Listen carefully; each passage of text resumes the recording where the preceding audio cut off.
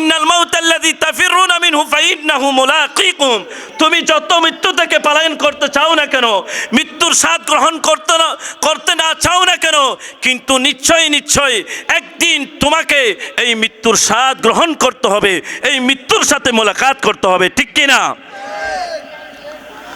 সেজন্য আবি হুরায়রা রাদিয়াল্লাহু তাআলা আনহু থেকে হাদিস বর্ণনা করেন,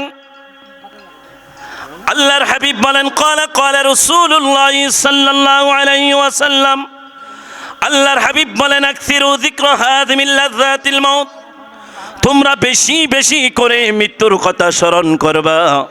মৃত্যুর কথা স্মরণ করলে তোমাদের জন্য কি ফায়দা রয়েছে? মৃত্যুর কথা কেন স্মরণ করবা? মৃত্যুর কথা স্মরণ করলে তোমার অন্তরের মধ্যে আল্লাহর ভয় পয়দা হবে। আল্লাহর ভয় পয়দা যদি হয়ে যায় তাহলে তোমাকে কোনোদিন খারাপ কাজের মধ্যে তুমি যেতে পারবে না। উচ্চ আওয়াজ দিয়ে বলি সুবহানাল্লাহ।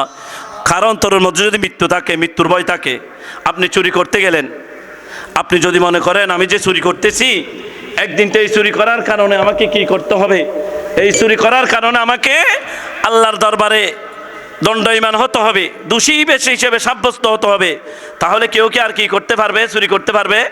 পারবে না। আপনি নামাজ না পড়ে ঘুমিয়ে রইলেন, নামাজের জন্য আজান হলো, আপনার প্রতিবেশী সকলেই মসজিদের মধ্যে চলে আসলো, আপনি নামাজ না পড়ে মৃত্যুর কথা ভুলে গিয়ে আপনি ঘুমানোর মধ্যে ব্যস্ত রইলেন। আপনি নামাজের ওয়াক্ত হলো, আপনি ব্যবসা নিয়ে ব্যস্ত রইলেন। নামাজের ওয়াক্ত হলো, আপনি পরিবার নিয়ে ব্যস্ত রইলেন।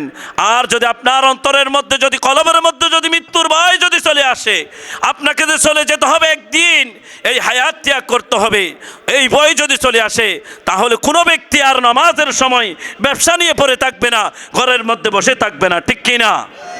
সেজন্য আল্লাহর হাবিব বলেছেন, তোমরা বেশি বেশি করে মৃত্যুকে স্মরণ করো। আর মৃত্যুকে স্মরণ করলে কি লাভ? আয়েশা রাদিয়াল্লাহু তাআলা আনহা জিজ্ঞেস করলেন, ইয়া রাসূলুল্লাহ, ইয়া হাবিবাল্লাহ, কোন ব্যক্তি কি শহীদ না হয়ে শহীদের মর্যাদা অর্জন করতে পারবে? আল্লাহর হাবিব বলতেছেন, ও আয়েশা, যদি আমার উম্মতের মধ্যে যদি কোনো উম্মত যদি দৈনিক যদি 20 বার যদি মৃত্যুর কথা স্মরণ করে, কয়বার? 20 বার যদি মৃত্যুর কথা স্মরণ করে, আল্লাহ রাব্বুল আলামিন তার আমলনামার মধ্যে, তিনি শহীদ হন নাই, জিহাদ করেন নাই, যুদ্ধ করেন নাই, তলোয়ার ধরেন নাই, রক্তপাত হয় নাই, কিন্তু এইগুলো না করার পরেও 20 বার মৃত্যুর কথা স্মরণ করলে আল্লাহ রাব্বুল আলামিন তার আমলনামার মধ্যে জিহাদের সওয়াব লিপিবদ্ধ করে দিবেন। উচ্চ আওয়াজে বলি সুবহানাল্লাহ।